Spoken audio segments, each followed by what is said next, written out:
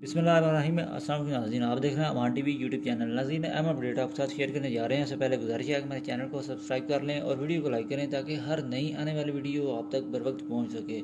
नाज़रीन, आज साबिक़ वज़ीर-ए-आज़म चौधरी शुजात हुसैन की ज़ेर सदारत लाहौर में मुस्लिम लीग काफ का अहम इजलास मुनक़िद हुआ, जिसमें चौधरी शुजात हुसैन, चौधरी सालिक हुसैन, चौधरी शाफी हुसैन और चौधरी नईम रज़ा कोटला ने जो है शिरकत की। इस अहम इजलास के मौका पर चौधरी शुजात हुसैन और चौधरी शुजात हुसैन ने ज़िला गुजरात, ज़िला मंडी बहाउद्दीन में मुस्लिम लीग की तरफ से उम्मीदवारान को खड़े करने के हवाले से खुसूसी गुफ्तगू की और ज़िला गुजरात के हवाले से मामलात पर बातचीत की गई। आम इंतखाबात में मिलकर चलने का फैसला किया गया। मुस्लिम लीग की तरफ से उम्मीदवारान को फाइनल किया गया और जल्द ऐलान करने का फैसला भी जो है इस इजलास में किया गया है। चौधरी शुजात हुसैन का कहना था कि आम इंतखाबात में गुजरात के तमाम हल्कों से अपने उम्मीदवारान जो है खड़े करेंगे और पार्टी उम्मीदवारान की कामयाबी के लिए मुकम्मल सपोर्ट करेंगे। नाज़रीन, इस सूरत हाल में चौधरी नईम रज़ा कोटला को काफ लीग का टिकट जारी होता है तो ये चौधरी अबर रज़ा कोटला के लिए एक सियासी तौर पर टफ टाइम जो है वो साबित हो सकता है। इलेक्शन में ख्वाह वो कौमी असम्बली का इलेक्शन हो या फिर सूबाई असम्बली का, अपनी राय से